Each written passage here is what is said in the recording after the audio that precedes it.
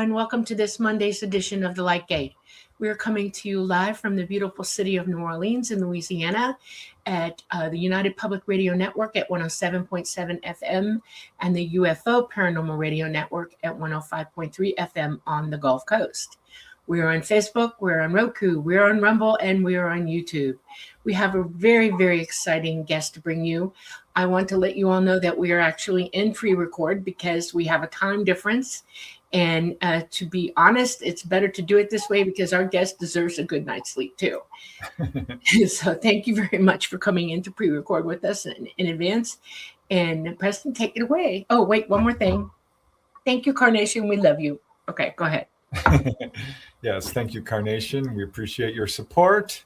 Thank you, everyone, for joining us for episode 149 of The Light Gate. As Dolly said, this is a pre-record, so we will be there with you in chat when the show airs, but I won't be able to ask questions of our guests unless we do it now. At any rate, my name is Preston Dennett. I'm your co-host. My lovely co-host is Dolly Safran. We're very glad you could join us tonight. Thank you so much. We absolutely love doing this show, and we love all of you out there. So I'm going to get straight to our guest tonight. Very excited. He's been in this field for a long time and is very accomplished. So let me tell you a little bit about our guest. Let me put up the banner here so you can see his name. Here we go. There. Yeah, very excited. Our guest is Brian Allan. He has researched the paranormal hands-on in all its forms for more than 50 years. While doing so, he has encountered everything from poltergeist phenomena, demonic possession, and apparitions to what is currently called alien abduction and reports relating to UFOs. He's the author of many books, all dealing with aspects of the paranormal and the occult, and specializes in certain areas that have caught the attention of the public, in particular, the enigma of Rosslyn Chapel. Can't wait to hear about that. Brian has completed a documentary film called The Rosslyn Frequency, made by fellow researcher and filmmaker Philip Gardner, and has contributed to another of Philip's recent productions called The Ancient Code, and to many other programs on radio and TV. Brian Allan gives presentations to special interest groups around the country. And yeah, here are a few of his books. Certainly not all of them, but one is Heretics, Past and Present. Can we now explain the unexplainable? Here's another, Book of Secrets, Aliens, Ghosts, and Ancient Mysteries. Here's one, Rosslyn, Between Two Worlds. Beautiful cover. Another, Project Phenomena, Evaluating the Paranormal. I love that he covers many different aspects of what's going on here. The Dark Messiah, Magic, Gnosis, and Religion. I Cast Thee Out, Poltergeists, Possession, and Exorcism. This is very cool. Revenants, Haunted People and Haunted Places. The Hole in the Sky. How amazing is this, that there are just that many different books that he has going on here. I mean, it's just truly amazing, and it's such an honor to have him on the show tonight. So without further ado, let me bring him in. Brian. Hello, Brian. Hi, hey guys, how you all doing? That's the first time I've ever been Can I just say that's the first time I've ever been introduced by a can of condensed milk. Absolutely amazing. Absolutely amazing. I'm very, very impressed. You know, I've got a number of books myself, so it's awesome to meet a fellow author and someone who understands that, you know, this is not just one thing, it's many. And there's whole different aspects to all of this. And I'm just delighted to see the depth and breadth of your research. I didn't mention you also do book reviews for Phenomena magazine. Yeah. You reviewed several of mine very nicely. Yes, so thank you for that. Yeah. Very much appreciated. I always said nice things, so you're okay. Yes. So thank you very much. The check's in the mail. But yeah, I mean, this is amazing to me. You've got so much information, so it's hard to even think of where to start. But I always like to start by asking our guests, you know, what they were like as little kids. How did they get involved in this field? Have you had personal experiences? What brought you to where you are today, such a prominent figure in this field? But let me tell you this. I had an experience now, when I was 82 years old. I'm 81, year 82. And I will say that it was 2 years old. I had my first experience, my first encounter. Can I ask you to move your speaker maybe a little bit closer? You're a little quiet. That's the best I can do, buddy. It's We're getting just feedback. Yeah, that's yeah. better. Okay. Right. I had my first experience aged 2 years old, and at first, initially, and I thought this for 80 years. Get this, for 80 years, for 78 years, I thought what I'd seen was paranormal. It turns out that it wasn't, because I spoke to a guy called Daryl Sims. Now, you may have heard of Daryl. He's well into alien abduction and stuff like that. And I told Daryl about this. It was a conference 2 years ago. He was speaking at it. And I was speaking to him in the hotel after the conference because we were both staying in the same hotel. And he stopped and he looked at me. He said, "My friend, that wasn't a supernatural occurrence. You were abducted." So it would appear I was abducted aged 2 years old. And having said that, it would explain hundreds of things that have happened to me in my life. It would explain them all. Absolutely would. So I'll tell you what happened. I'm 2 years old, remember? Okay. And I'm still laying in a cot. And I can see the spars of the cot beside me. And I'm looking out through this blanket, through the spars of the cot. And just opposite the cot was my father. He was a musician. And in my bedroom, there was a baby grand piano. Now, they're big instruments, you know. So there was this baby grand piano. And between me, the cot, and the baby grand piano, there's this figure standing. It'd be early in the morning, I guess, very early in the morning, but it was still bright light. The sunlight was streaming through on the bottom of the cot. And this humanoid is standing watching me.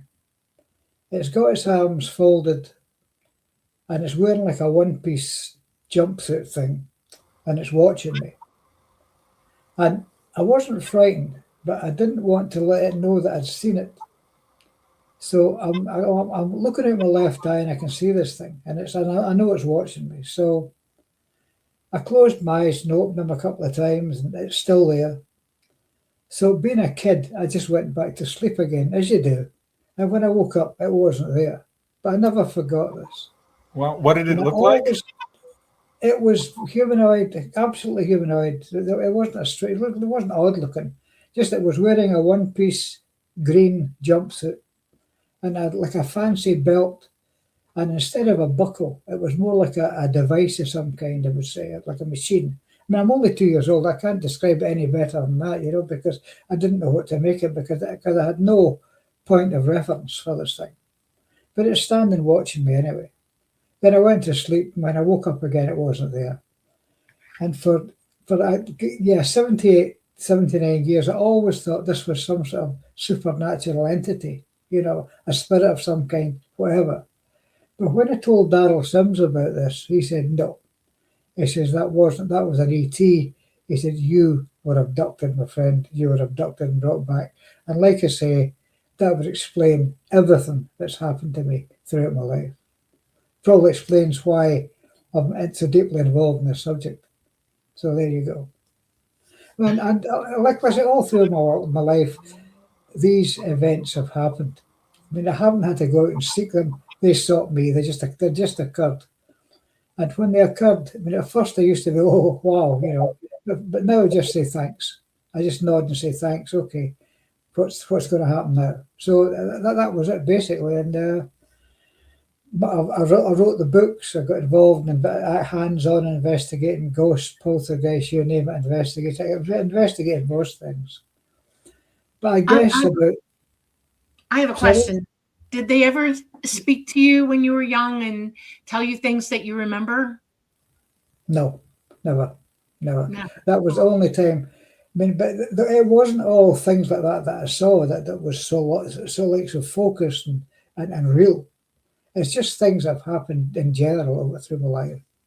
But mostly, I just say thanks and just let it roll over me now because they're going to happen anyway. So there ain't no point in getting all worked up about them. They just happen. So there you go.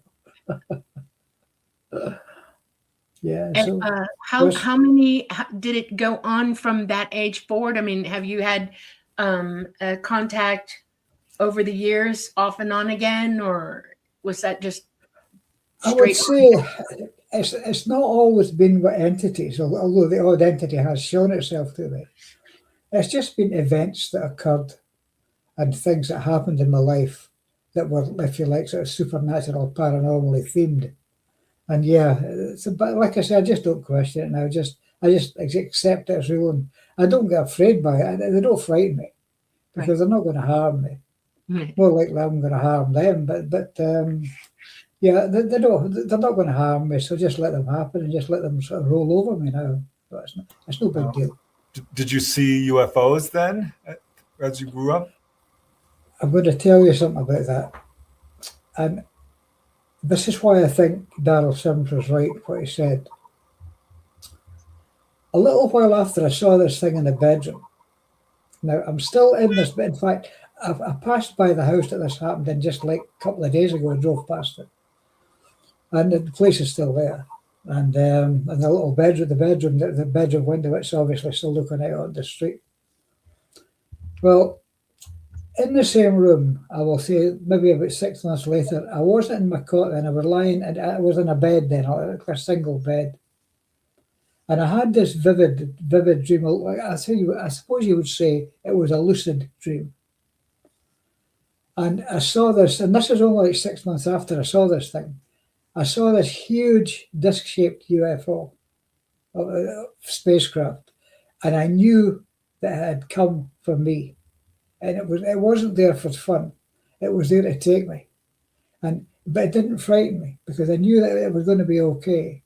So I just a kid, this lucid dream just went on and then it just sort of stopped. So that happened, like I say, 6 months after I saw this creature. So I suppose what Darrell Sims said was right, that this thing was probably an ET and that ship had come to take me. So what else can I say? Is you just got to either accept it or you don't accept it. Well, I choose to accept it because it makes sense. You know. Did you talk to your parents about it at all, or did you tell anyone? Well, no. At 2 years old, I'm not going to listen to me anyway. I'm only a little baby, really. So, no, I never told them about it. Although my mother later on, she knew I was interested in this kind of thing. But it was just like, oh, Brian's got his interest, end of. You know, they didn't bother about it, so neither did I. And I just let it all flow, let it all happen. It was pretty good, yeah. Wow. So what brought you to starting to research it seriously and write books about it?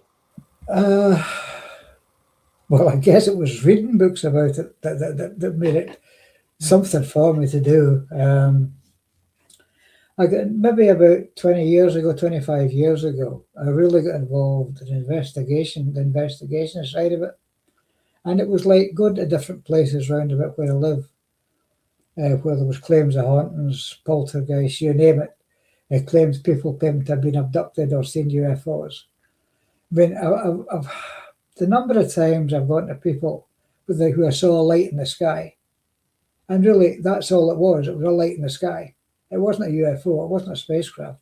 But you have to be careful what you're saying to people because you don't want to burst their dream. You know, if they thought they saw a spacecraft, well, hey, I saw a spacecraft. It wasn't just a light in the sky. It could have been an aircraft. Could have been anything. It could have been a spacecraft. Who knows? But for me, I kept their dream alive. Said, "Oh yeah, that was really amazing," and let's hope you see plenty more if you want to. But that was basically it. But as far as my own encounters go, I'll tell you one in particular that really took me off the fence. For years, I was very, very open-minded about this subject, especially in relation to ghosts and things of the kind. And it was a little hotel in a village called Doune, Doune, which is in Stirlingshire in Scotland here. And it was called the Highland Hotel. And this place had been like a number of houses that had all been they'd all been knocked through into one another, and the whole group of buildings was made into a hotel. Well, I was contacted by people who knew that the woman who was the manageress or the owner of this hotel, and she was having problems. She was hearing her name called, quite loudly when there was nobody else in the hotel but her, and would I go along and speak to her? So yeah, I had no problem. And I think it was the second time I was there, I was actually conducting an investigation, and I was sitting in our office. It was either late in the year or early in the year, because I know there was a roaring fire going in our office, and it was nice and warm. I was sitting in an armchair on one side of the fire. She was sitting in an armchair on the other side of the fire, and her brother was sitting beside me. He was sitting on a settee, a couch thing.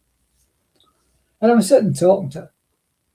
Then all of a sudden, it was like a switch was pulled, and the place suddenly went cold. Bang! It was cold. Yeah. Yep. And I'm looking at her, and over her would be her left shoulder. Yeah, over her left shoulder. In this sort of window alcove thing, this figure started to form, and it was humanoid, and it was big. This thing would be easily 7 foot tall. This big. Couldn't see any features, but it was human. It was. I want to say it was male, because I don't think it was female, but this thing was male. I got the impression it was male, tall, big.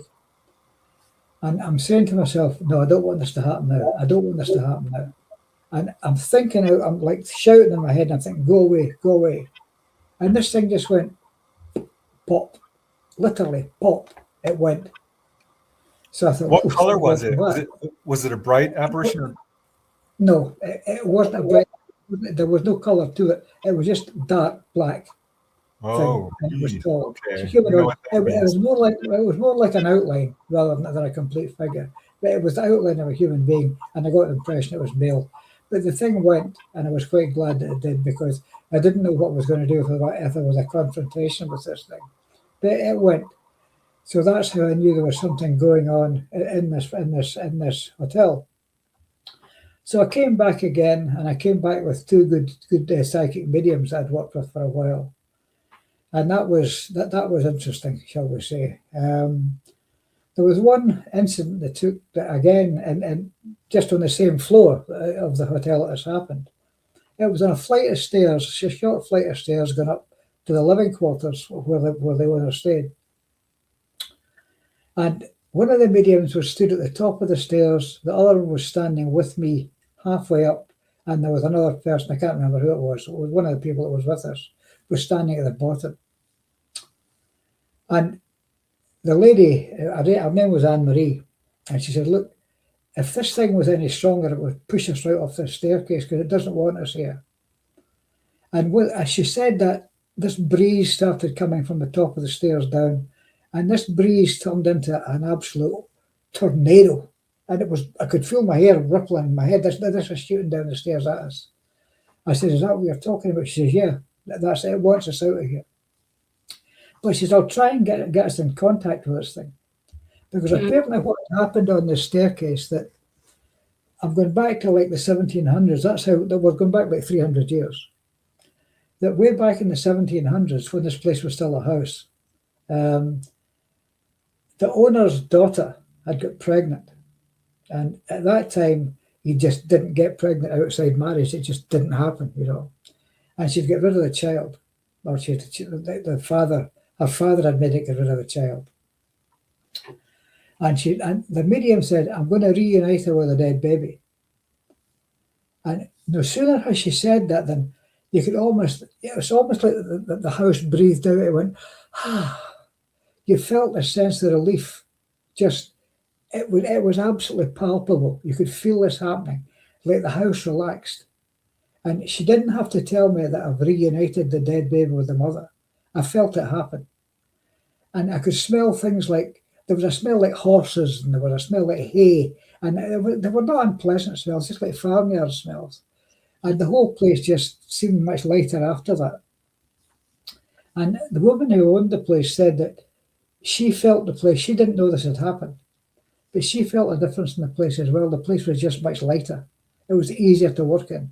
Although I have been told that since then it's sort of darkened down again, but I've no intentions of going back and getting involved in that again because I got out of it. Because, and this sounds terribly selfish, but I've seen just about all it can show me, the other side. That I don't think there's much more I've got to learn because I've seen most of them. I've dealt with most of it. So, and I've no wish to go through all that again. So I just stopped going out in cases, hauntings and poltergeists. I just stopped doing it. I have a burning question in my mind about this. Sure. Has a medium ever told you that you have medium abilities? Because the way you're talking and the way I'm reading you right now, you're psychic enough to be a medium. And it's like you're choosing not to. In other words, you're drawn to it, but you're like, don't. And it's amazing because you have the ability to feel what's going on. That makes you a medium. It's not that it's happening and you're just able to perceive it. That's not intuition. That's full-on psychic ability talk. Yeah. You know, and I find that interesting that you reject it a little bit, you know. Well, Why? I rejected the point as you just put my hands up and saying no. Okay. I don't want to get involved in it. I will say that my wife is psychic, and I know perfectly well she is. And there's a lot of stuff she'll say to me, and I'll say, "Wow, how did you know that?" You know, but yeah, I think my wife's pretty psychic, but I refuse to get involved in it at that level. I don't mind investigating it and poking around a little bit, but I don't want to get. I don't want no. I just say no. So you just want to be the observer. You don't want to be the participant, is what you're saying. Yeah. Okay. Because I'm not kidding though. It scares me. Some of the stuff really scares me. It really does. I'm not going to lie to you. It scares me. Wow. What was one of the more frightening type of experiences that made you like, no, I don't think so. I don't want to do this.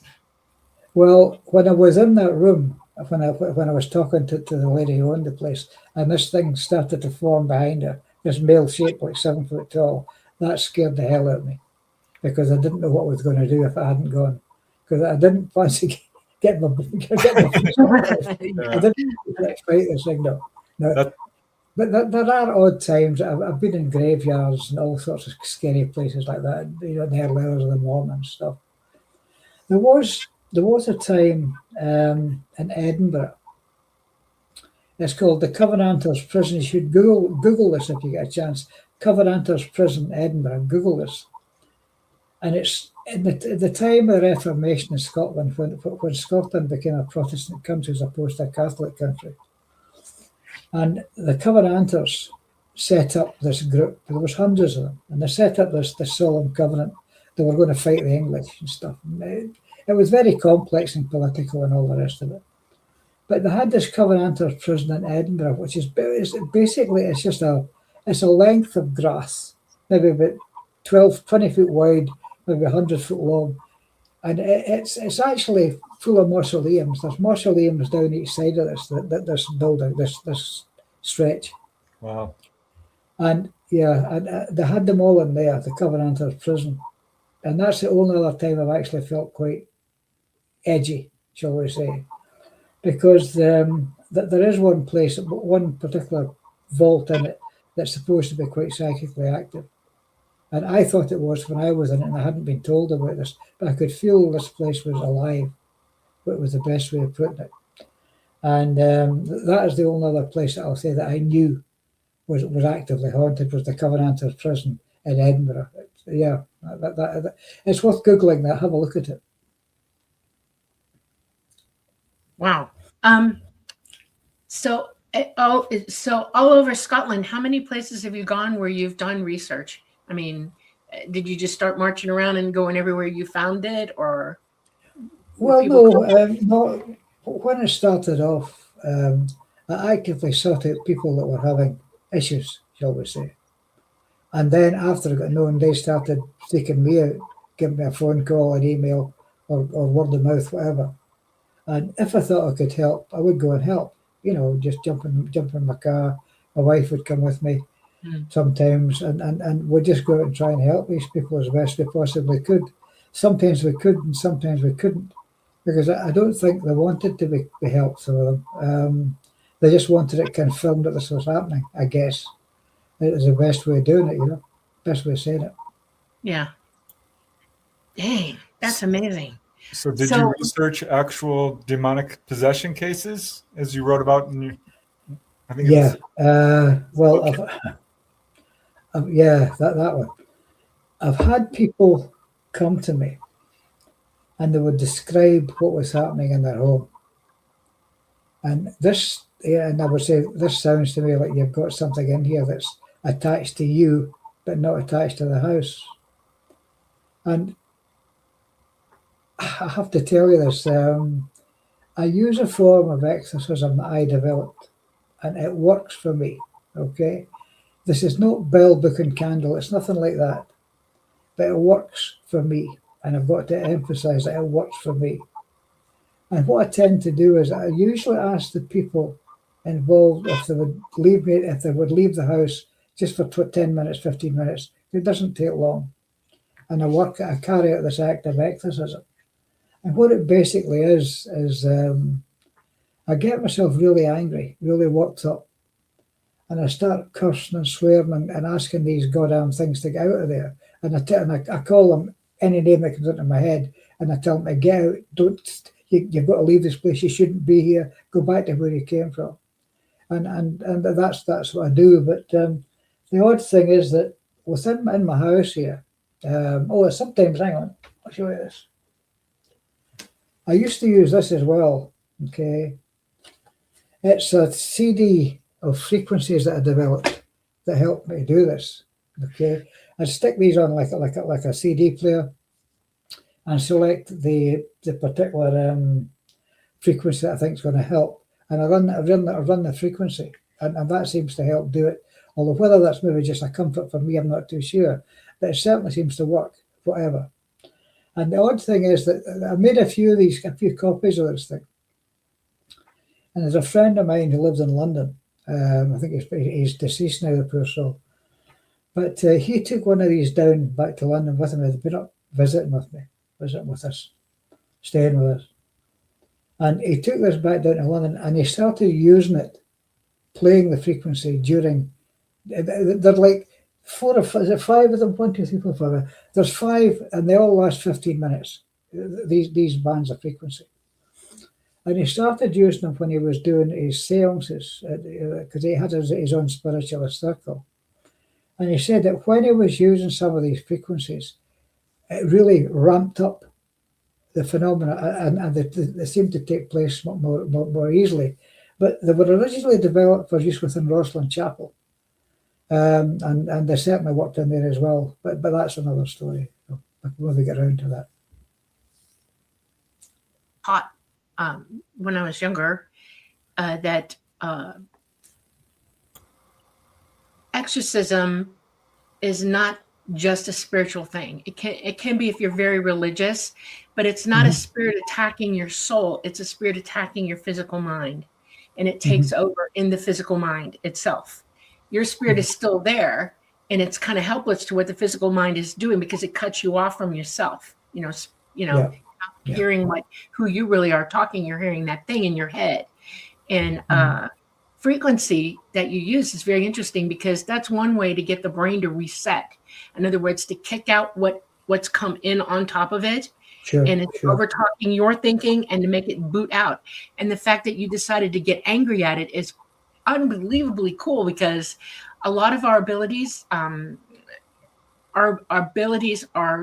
dead put into our ability to amp with strength, our pinpoint, how do I explain this?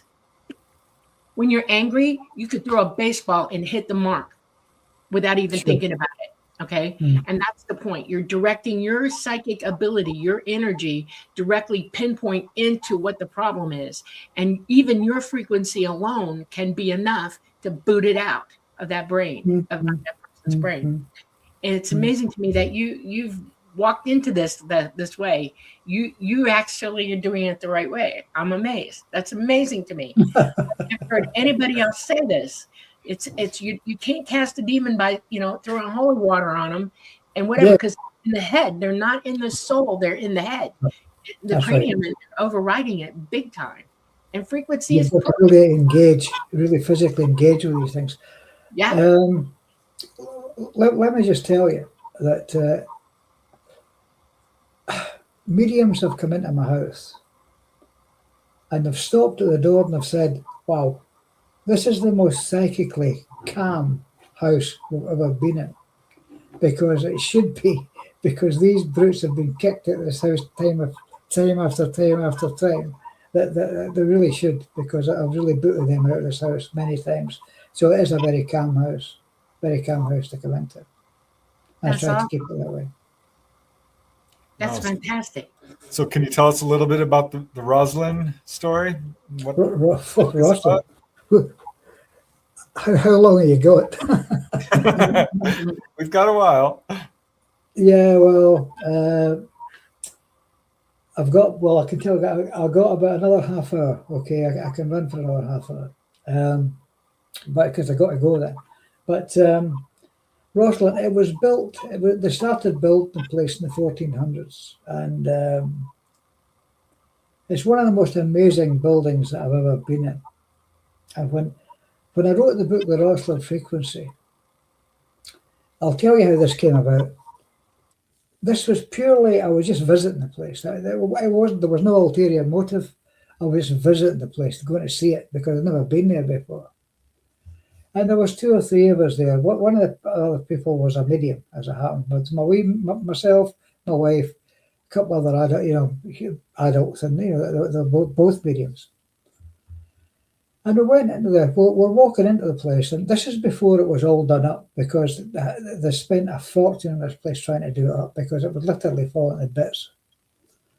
And the carvings in this building are amazing. I mean, you've got the apprentice pillar. That's one of the icons of this place, the apprentice pillar, because of how it's carved and what it represents. But anyway, we were standing in the chapel, and one of the people going through started to tone. And as she started to tone, the building just lit up sonically. It was like it came alive, boof. And everybody, there were maybe about 15, 20 people in the building at the time. And we all sort of looked at each other, what's happened? What just happened? And this woman was toning, and as she toned, the building started to reverberate inside. And that's when I said, aha, there's something very, very, very, very strange here.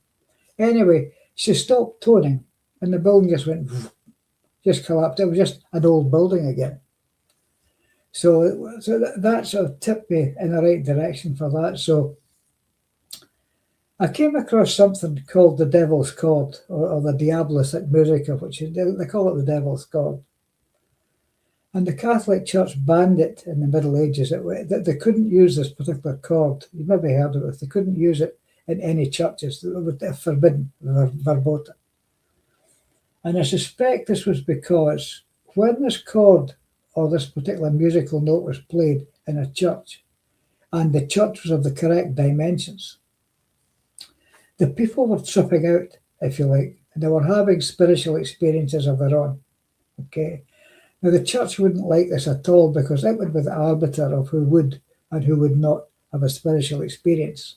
And they said, stop it. And this particular tone was banned again. Now, if you ever want to hear this Devil's Chord, you will hear it in the introductory music for the Simpsons TV series. It is played in there. Led Zeppelin used to use it. Black Sabbath have used it. Some of the heavy rock bands used to use it. Did you to unsettle the audience? But on a humorous basis, you will actually hear it in the theme tune for the Simpsons TV show. They use it on that. The Devil's Chord is used in there, which is Wow. given the nature of Bart Simpson, sounds about right. Yeah, a lot of people sing. My daughter sings, and she was working with somebody once who was producing a record, and she was helping with it, with writing it and stuff. And she called me up one day and she said, there's something wrong with this. And I'm like, what's wrong with what? What are you talking about? And she said, the chords that he's playing are tuned down out of major into some kind of minor, but it's not minor. There's something about this chord system that he's using. Yeah. And he's using a Fisher bar to get to it, so he's playing down further into it. And she said, it's negative as all get out. And she said, it's creeping her out. And I said, don't do it. Could have been the Devil's Chord, yeah. Don't do it. I can tell you one thing. The Devil's Chord itself The one I created, because there's not just one devil's chord. It depends on the key you're playing it in, okay? Right. Now, I can give you the frequencies I used. That was F sharp, which is Right. 370 hertz, C, which is 523 hertz, Mm-hmm. and A, which is 880 hertz. Yep, And that's you it. can combine all these, yeah, that's it. You combine these frequencies, and you'll get the devil's chord. So, but when I made this thing, there's the devil's chord. There's what we call the gematria equivalents. Now, I don't know if you've heard of the system of divination called gematria. It's done using numbers and letters. But I did a version of it using gematria and also what is called the solfeggio frequencies. You can look them up as well. I've tried all sorts of stuff. Yeah, the solfeggios. I've tried all. They're all on that particular that disc, and I found it to be helpful. But I would need to know what I was getting into it before I would even take it. I mean, like I said, I don't do cases, and I stopped doing them years ago. But if I was ever in trouble with, I was ever involved in something of that again, and had to get a bit of help, I'd take it along a DVD player and play and try going through these frequencies just to see what happened.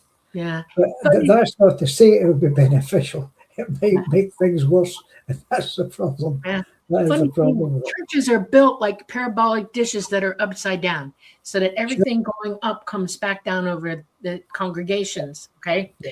And any good builder knows that if you're going to build something for sound acoustics, that's what you do. There's a problem with that, though, because anything from underneath it or in the room can shift the energy in there in the wrong way. Sure. That's why during earthquakes, churches are very vulnerable because they amplify the vibration and the acoustics of it and takes it down. Sure. Builders build buildings, to be earthquake proof, and they build so that it's not a parabolic dish going both ways, inside out or upside, up and down. They're very careful about how they build buildings now because the vibrational quality of that will take a building down in seconds. And a lot of people, absolutely, yeah. And it's like, but it just points out the destructive power of sound and the destructive power of amplitude and vibration and, hertz and all of that. And remember what it does to our body and to our brain at the same time. People say negative energy. You're pointing it out. Perfect. That's negative energy being used. And yes, they were extremely worried when Tesla was still with us, that Tesla was going to do something that would literally split the earth apart. Yeah. Because he was into all sorts of stuff that was never ever talked about or written about. And that is why when he died, I think it was the FBI. I know there was some 3-letter agency around at the time that grabbed all these documentation. Yes. And whipped it. It just disappeared. And they wouldn't let anybody near it. So God only knows what he was working on, because we never found out. But I will tell you that on one event, in fact, Anne, my wife, was there at the time, and it was in Rosslyn Chapel, and it was on what they call, it was right up at the east end of the chapel. And I was standing in front of one of the altars. There's like 3 altars up there, okay, at the east end of the chapel, up against the wall. And they're not great big things. I was up against my shoulder blades, and I was standing against this thing. Then all of a sudden, this woman, somebody started toning in the chapel. And where I was standing, I believe that there's something very special. I'll keep telling you this, there's something very, very special about that chapel, about that building, how it's built and why it was built by Sir William Sinclair. I was standing there, and all of a sudden I started to lift off the floor. I mean, I could hold my hands out beside me like that, and I could feel like this isn't very explicit, but it's got to serve. I felt something coming up off the floor, and it was lifting me off the floor. And I sort of stumbled forward because I was literally off the floor, and I stumbled forward. And wow. I couldn't make it happen again. I couldn't do it again, but for that time it did. And Anne was standing right in front of me, but something was happening in the chapel. But the thing is that so many people, I mean, the place goes it's like a market now. People are in and out all the time. But before then, there was something very, very special, very unique about that chapel, about that building. But it's not like that now, because it's almost as if people who going through all the time have leached a little bit away with them. Everywhere that goes, they take a little bit away with them. And all that harmonic power's gone. I think they've taken it. It's all been damped down, and it's just another building now. So the power that was in that chapel is now gone, I think, in my opinion. Well, do you think it was you who was doing the levitating your own personal power, or was it something to do with the building or spirits, or what do you think? It was nothing to do with spirits. This was the building was doing it. Whatever was underneath me at that point in the chapel was doing this, because at one time, when UFOs were really the thing, there was talk that there was part of a UFO hidden in the chapel. But if it's to be believed, there's everything but the kitchen sink hidden in that chapel. I mean, to me, what we do know is that the people buried in the chapel, who are the Sinclair Knights, many of them were buried in their full armor, their full battle armor, and buried down in the vaults below the chapel. But access to the vaults, you just can't get access to the vaults. The Sinclairs won't allow it, for one thing, and the chapel trustees won't allow it, just in case something goes wrong. But we were once going to try an experiment, be very naughty. We shouldn't have, because we didn't tell anybody we were going to do this. And we were going to turn up in the chapel and start playing frequencies using, like discs and all sorts, amplifiers and all sorts of stuff.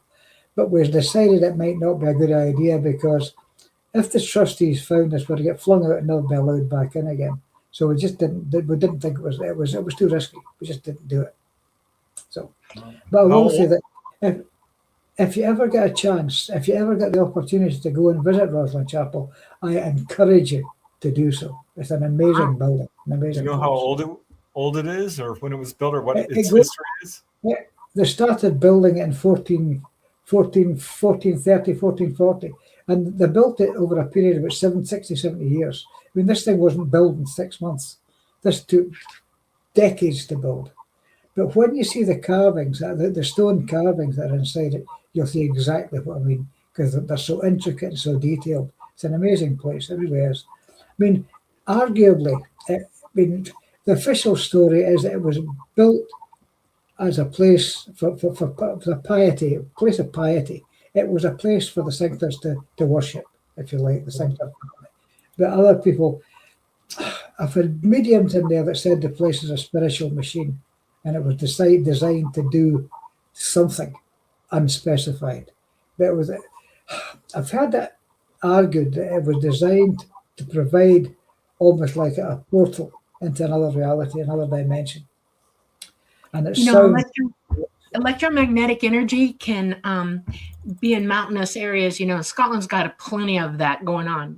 Oh yeah, there's a lot of ley lines in Scotland where nowhere else it is. That's the Apprentice pillar. That's it. Yeah. Right. Yeah. To pick a church.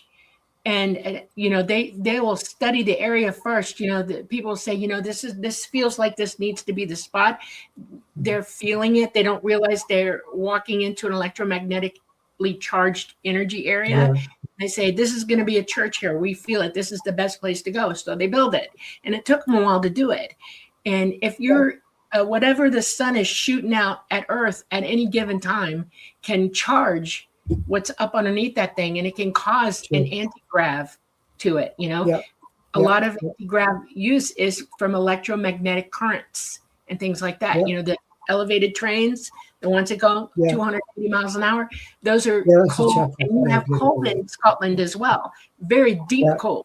So, but with all of those little parameters being met, you probably really did get lifted up off the floor.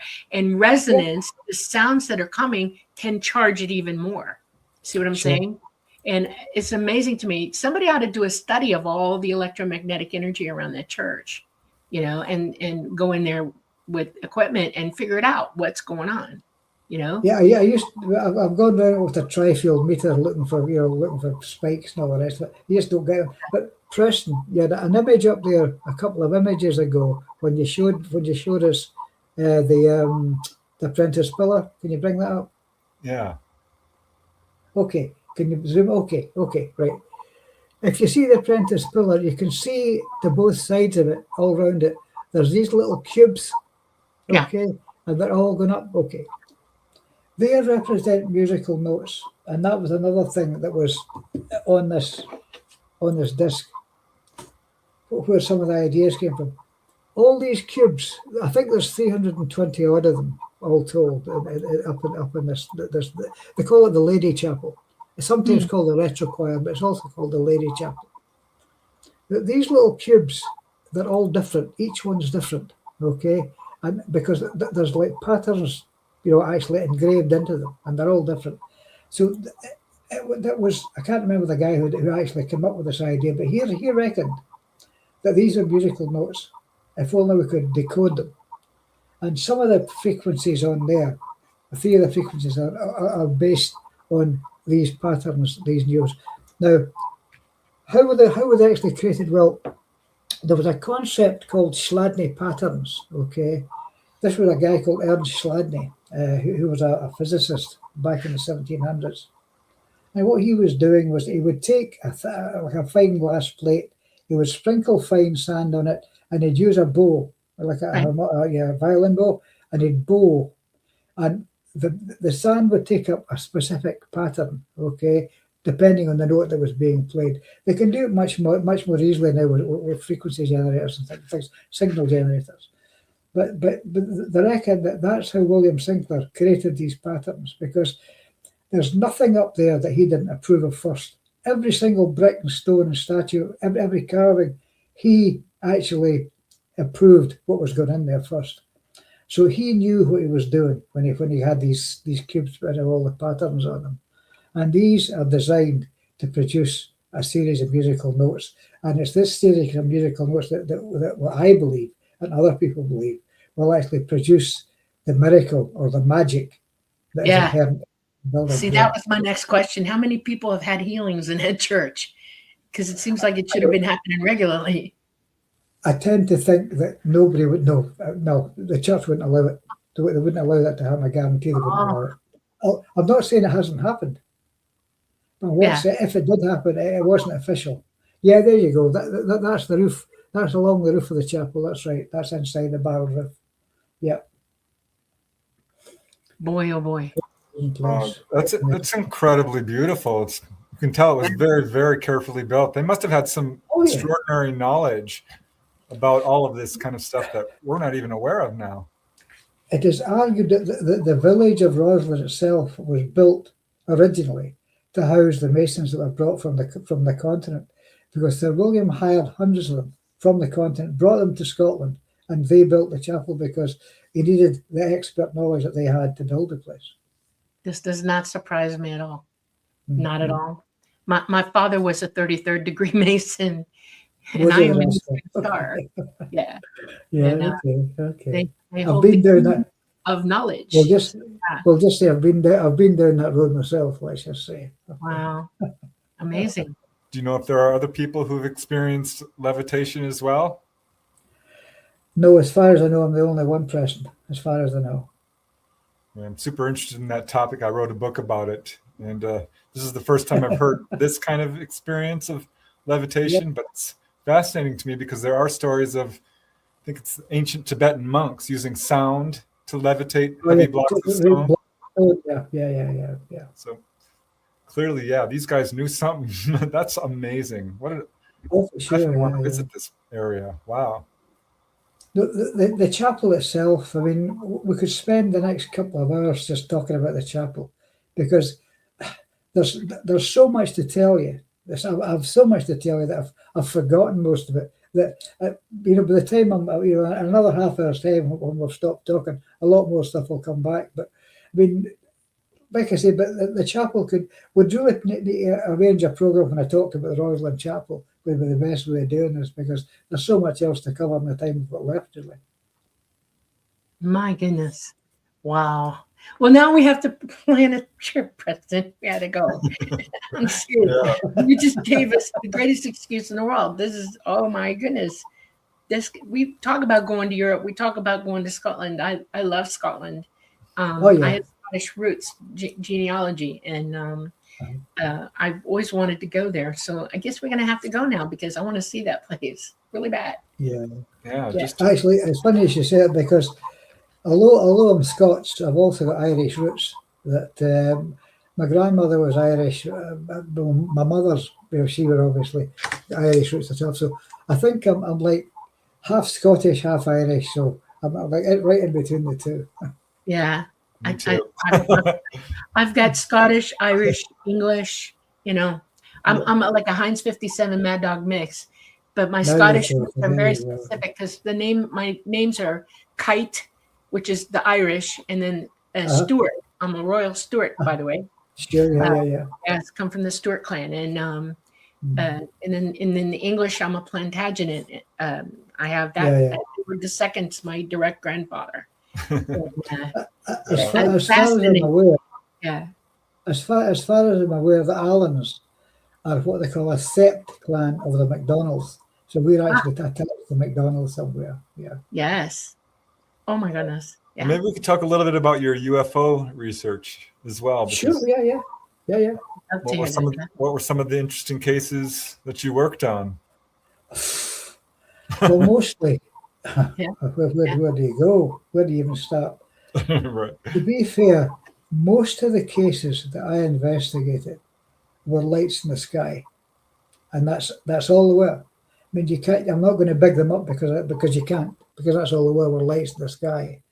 On the other hand, I've spoken to people who claim to have been in ships, claim to have been taken up, but the thing is about talking about UFOs, UAP, that it is what it is, because mostly they're lights in the sky. The other thing are people that claim to have been taken up, and they all tell much the same story. But as far as my own, as far as I'm concerned, I've had, again, it's been lights in the sky. All I can do is give you one particular case. When I'd only about 14 years old, and I had a friend with me. We'd been down at the cinema, one of the local cinemas. We were walking home. And it wasn't here, it was in a place called Falkirk, which is about 25, 30 miles away. And we're walking home, and I looked up in the sky. It was a bright night, clear sky, bright stars. And I saw two stars moving in towards one another quite fast. They went in, and then they went shot apart, like that. And I went, "Did you see that?" And she says, "Yeah." I mean, it was like that. They were moving in, then just boom, they shot apart really, really fast. What was it? Haven't a clue. Don't know. I don't know what it was, but it was something that was obviously not a meteor. It was nothing natural. It was something other than that. What it was, I don't know. It could have been a UFO. Maybe it was. But if it was, why did they go so close together? Then why did they shoot apart? Haven't a clue. Or maybe this was just me getting a sign, another sign that they were up there. They're watching me. I've actually wondered that. Are they? Have I been tracked all my life? Yes. That's another thing I've wondered, because I've had odd dreams and stuff, and these dreams have been so vivid. What they call them, like lucid dreams. Mm-hmm. And I sometimes wonder if that's them talking to me. I've sometimes wondered that, to be sure. But like I say, this all dates back to when I was 2 years old, and I had that experience, I guess. Yeah. Well, that would make sense to me because that's definitely the pattern we see. Contact starts very early, and given what you're doing and your interest in the subject, it makes total sense to me.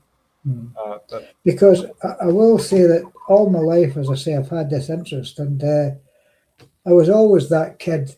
That kid, ha ha ha, look at him. He believes in spacemen and stuff like that. And eventually just said, yeah, okay.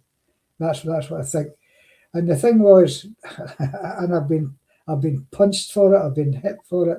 And the thing was, if you didn't cry when they wanted, when they wanted you to, they came up and battered you and made you cry. And so, have I suffered for it? Yeah, I have. But I mean, at the end of the day, I think I'm the winner. So, what can you say? Because I guess it used to bother me that people didn't have these experiences. I used to think everybody had these experiences. But you find that they don't. and they don't sort of trust, or they don't. Yeah, that's the best. But they don't entirely trust people that do. They think they're crazy. But yeah, there it is. You just got to live with it, I guess. Doesn't bother me now, of course. Well, that's the path of a pioneer. You know, it's never easy to blaze a new trail. No, certainly not. Certainly not. Yeah, yeah. And yeah. you were out there talking about this stuff when long before it was popular, like today. And Oh even yeah, today, absolutely, 100%. Yeah, yeah. I mean, as far as TV movies, you know, I watched a lot of science fiction, horror, science fiction, especially science fiction. But I find now that stuff that was science fiction when I was a kid ain't science fiction anymore. You know, it's science fact. So there you go. And I tend to think that I think there's only so far we can go with science, you know, if you like, physical science at present, because I think that they're going to come to a point where mind is going to come into it as well, and you're going to have to incorporate mind into science and consciousness, because I think consciousness is the major overriding factor in all this, is consciousness. And until we fully understand what consciousness is, we're still going to struggle with this, I think. But there you go. You're dead right. You are absolutely right. I agree. Yeah. Yes. That's why I think it's so important not to just do the nuts and bolts research of ufology, but to embrace poltergeist phenomena, ghosts, and all of the stuff, because it's all connected. And I'm wondering what you feel about like this connection here, that people will have a UFO encounter and then they'll have poltergeist activity, or vice versa even. So there's some connection there. Yeah. Consciousness is a big subject, you know, because our we've conflated spirituality with consciousness, and they're two separate things in my estimation, what I understand about it. One of them is physical. We have physical consciousness. We also have consciousness that's outside of the physical, and it's 24/7, 365, always on. And our abilities should help us be able to connect to that. And as a people on this earth, as humanity is not doing that really well right now, we got a road to walk through to get to that point where everybody's able to reach that, to be in contact with consciousness that they really are, you know, that dwells within the body while you're here. Okay. Yeah. And science won't admit it. Yeah. I belong to a group that meet every Friday night on Zoom, and it starts at 7:30. We have a chat. At 8 o'clock, we then switch to someone else. Somebody will do a presentation to the rest of the group, or we'll just have a general chit chat.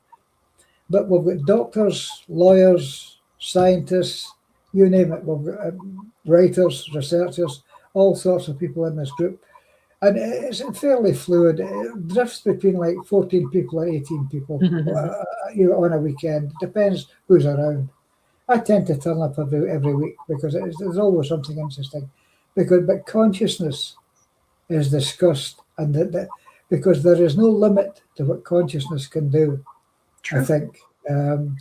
And as I was alluded to before, at some time, we're going to find that consciousness gets outside the skull, and we'll be able to interact with other things just using thought. Although I tend to think that would require some sort of additional help, shall we say. That will be a mechanical factor in it. It'll not all be entirely mental. Some of it will need to be mechanical, I think. Have you ever researched out of body experiencing? I've looked at it. I've spoken to people that have them on a fairly regular basis. I mean, I've had them myself. In fact, there you go. I'm going to have to watch my time, guys. But my favourite out-of-body experiences, and I always know this is happening, and I can fly, okay? And I just take off and fly. And I fly around the towns, and I fly above the streets, and I fly. I remember once, this was going on, and I said, I'm well aware this is happening. And I know this is happening because I'm driving, I'm controlling it. But unfortunately, I can't have lucid dreams as often as I'd like, but I try to have them as often as I can, but it ain't easy. But I've been flying around. I was flying around. And I saw this, it was like a it was flying over some trees at the side. There were like trees. There was this house beside the trees, and I flew down and I was looking through, and I was flying past this window, and I saw it was like a TV set, and there was people watching the TV, and I flew in through the window and crashed at the back of the TV set. No. And these people were up screaming and shouting, and then that was boof. I woke and I was out of it. Yeah. But I'm pretty sure that I would say 99.9% sure that happened.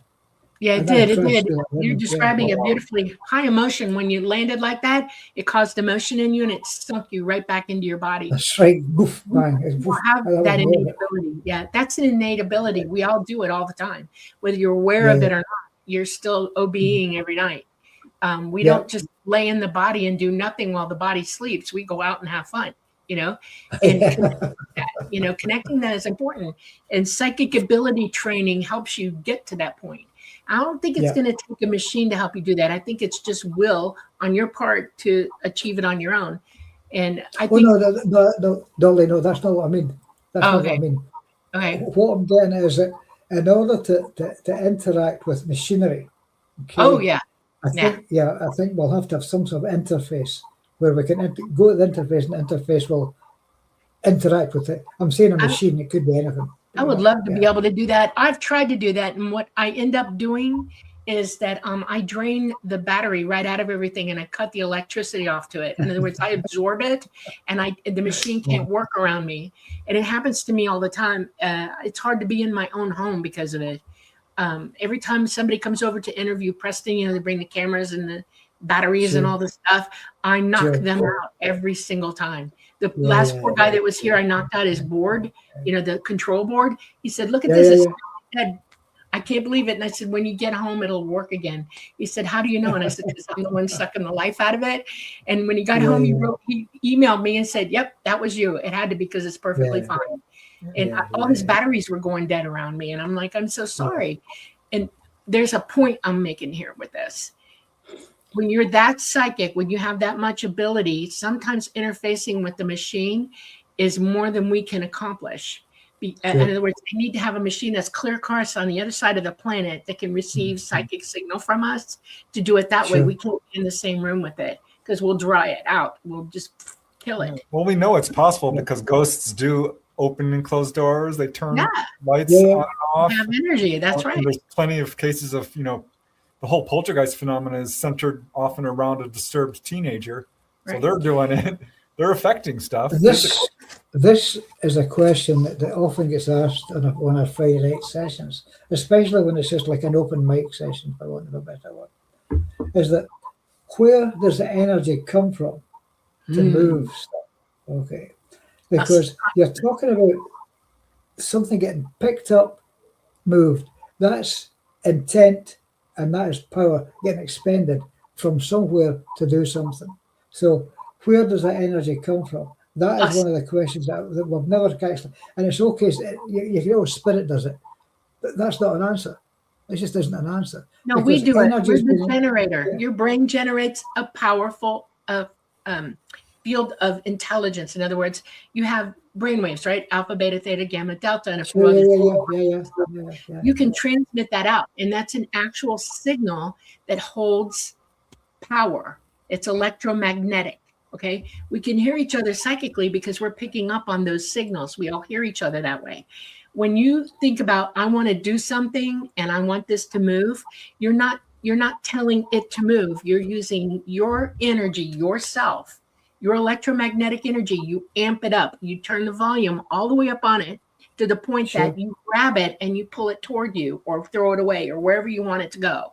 That's you doing it. That's why poltergeists are so interesting to me, because young people who don't know better and they get mad about something, amping that energy to the point that it causes things to fly around the room or walls to fall apart or, glass to smash. Well, I've also heard a theory that, the temperature, when the temperature drops, it's because the heat energy. Oh, yeah, that's right. You don't get it. There's no such thing as a free meal. The energy's got to come from somewhere. So that's cold heat, get thermal energy getting transferred into kinetic energy. You can put it that way. But the thing is, I can get the question, I can get the thesis of electromagnetic. Okay. But what if the object that moves is wood? It's wooden. Wooden, wooden, a piece of wood is not a piece of metal. So it doesn't conduct electricity, be it electromagnetic or anything else. It's a piece of wood, it doesn't connect. It's an insulator, if you want to put it that way. So how does that get moved? That, again, opens up another door. You've got to start looking at it. I think. I could be wrong, but, Yeah, no, I agree. And look at cases of physical mediums who are, lifting tables and all of this kind of stuff. Yeah. Oh, So yeah. I mean, I've spoken to people that have been at seances like that, with your table tipping and all that kind of stuff. I mean, I've spoken to these people, but it doesn't help me any. Because we're still back at this. You're still in the same boat. Yeah. Questions, but no answers. But guys, look, I've thoroughly enjoyed this, guys, but I'm really going to have to go. All right. Well, before we let you go, can we do a very, very quick rundown of your books and just let us know what they're about? The heretics past. Well, the heretics past and present. How can I explain it? It's pretty much people who have been persecuted as heretics for ideas that went against the norm. I get challenged, especially the church in the Middle Ages and late Middle Ages. That was some of the heretics were the most awful things were done to them just because they wouldn't accept what the church was saying. And Right. But that's basically what it's about. It's heretic. What it says about heresies, that right. scientific or whatever. Book of Secrets is exactly what it says. It's a whole bunch of different stuff with the aliens, ghosts, and ancient mysteries. That anything you can think about is pretty much in that book. I mean, I'm not saying, I ain't going to say I'm giving you I'm giving you an answer. I'm not saying it's the answer, but it's an answer that works for me, and it may work for you if you actually read it. But that's what that's about. What it says, secrets, ancient secrets, I suppose. Nice. Love the cover, by the way, very intriguing. Very, very. When I saw that cover, I went, wow, I'll have that one. I'll have that one. All right. Rosslyn, we already talked about, so. Yeah, Rosslyn Between. Well, I chose the subtitle Between Two Worlds because, again, I've spoken to mediums about this, and we've decided that building, that building exists in this reality like 999%, okay? But there's a 0.1% it's in another reality. So that is why you get this transfer between the two, because it's not entirely 100% in this reality, I don't think. Wow. Well, you just gave me an idea. It was built to be that way. Yeah, I do astral projection. I'm pretty good at it. Dolly's much better. Okay, cool. We're going to have to try visiting it out of body and see what it looks like. Yeah, I want to go for a walk. Yeah, definitely. Yeah, tell me what you find. I will. We will. Let me see the next one. Project Phenomena, Evaluating the Paranormal. That was about a guy, the main part of that book. Now, I don't know if you ever heard of this guy, a guy called Don Phillips. And Don, he came up with a whole bunch of stuff that he was doing. And I ain't going to even attempt to go into it here because it's too complicated and it's just too widespread. There's a whole book about the one guy, or most of the books about the one guy. All right. And this is mostly about a guy called Don Phillips and some of the stuff that he was actually doing. And some of it was pretty amazing at the time, absolutely astonishing. All right. Well, maybe next time. Really. If we can get you back again. All right. More than happy. The Dark Messiah, magic, gnosis, and religion. And that's exactly what it's about. Wow. So you're including the agnostics in that? The Gnostics? Gnosis, yeah, okay. Well, Gnostics, Gnosis. Well, I suppose the Gnostics would come into that as well because all the Gnostics were doing was seeking knowledge, basically what they were doing. But it's mainly about magic and religion because at the end of the day, a religious service is a magical service because when in the Catholic Church, in transubstantiation, when you're bringing Christ to the altar, which is what you're doing, that is a magic ceremony. And most religion is magic in disguise, but if you like, it's the acceptable face of magic. That's the best way of putting it. And the book is about that. Connection. That one looks a little scary, but very interesting. But not as scary as this one. I Cast Thee Out, Poltergeist, Possession, and Exorcism. So that's exactly what. Well, the title says it all. I mean, there's nothing I can add to that. It's about various poltergeist cases, cases of possession, and the exorcism that were carried out to get rid of the stuff. And that's exactly what the book is about. The cover pretty much tells it, because each of these books is a presentation on its own. It's the best way of putting it, you know. Yeah. Yeah. Well, I'm glad you covered it, because these are things people need to know do happen. Right. Oh yeah. Are all of these on Amazon? Some of them are out of print. That's the problem. Some of them are out of print because of the subject matter. It's a niche subject, and you'll get a printer. They'll run off maybe 2,000 or 3,000 copies, and that's fine. Then once that 2,000 or 3,000 copies goes, if it's not getting picked up and there's no widespread worldwide sales, they just fall off the end and they just go. I mean, I've got all the original. I've got all that. That's Moan case. These are Moan case files. Haunted places, haunted people, haunted places. Those contain the cases that I have personally worked on, all sorts of stuff, but including the hotel that I told you about in June. Okay. That case is in there. Yeah. Hotels are notoriously haunted. All right, one more. Yeah. Let's see. The Hole in the Sky. I'm intrigued about this. Which The Hole in the Sky. That is one of the few real lengthy attempts I've had to examine the UFO phenomenon. Okay, and that there's a lot about ufology in there and my own thoughts on the matter, and where I think these things originate, what they are, how they operate. And it's just a lot of this stuff is just like a download. I mean, I wrote about 14 books in a period of about 6 years. I wrote these 14 books.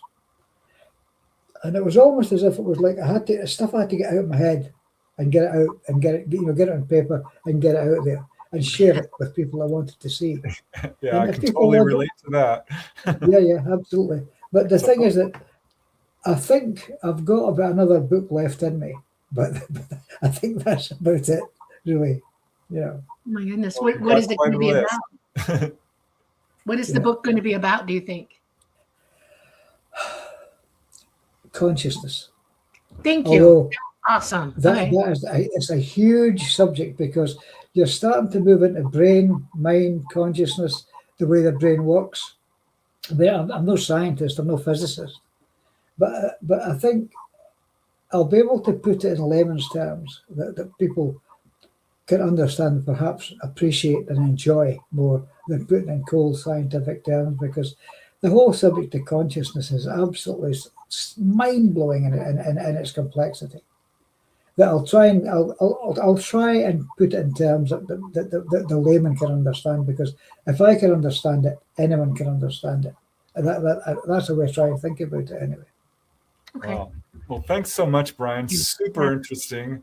We could talk to you for hours. I do want to let everyone know that all your books are listed in the show description and some links as well. So I hope people do check them out. They absolutely deserve to be read. Rosslyn Chapel story, that is really just, I'm going to have to think about that one for a while. Oh, yeah. We go to Scotland, we're going to look you up. I'm not kidding.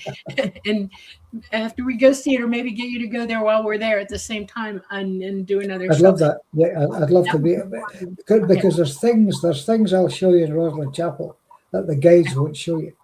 All right. Not because they don't know they're there. Well, they know they're there, but they can't talk about it. They just can't talk about it. Wow. Yeah, well, thank you again. It's been an absolute delight. We would love to have you back on again. Yes. In the future. Absolutely. Whenever. Okay. Thank you. All right. Do you have any last words for our folks? No, not really. It's been great meeting you, Preston, after all these years, to meet you, more or less face to face, and meeting you, Dolly, as well. So absolutely great. And I just hope we can do this again. And God bless and take care. Thank you. All right. Thank you very much. Thank you very much, Brian. Okay, take care. Bye now. Bye. Thank you, everybody, for coming to the Lightgate. We're coming to you live from the beautiful city of New Orleans in Louisiana at the United Public Radio Network at 107.7 FM and the UFO Paranormal Radio Network at 105.3 FM. We're on Facebook, we're on Roku, we're on Rumble, and we are on YouTube. God bless everybody tonight. Bye. See you later. Bye, guys.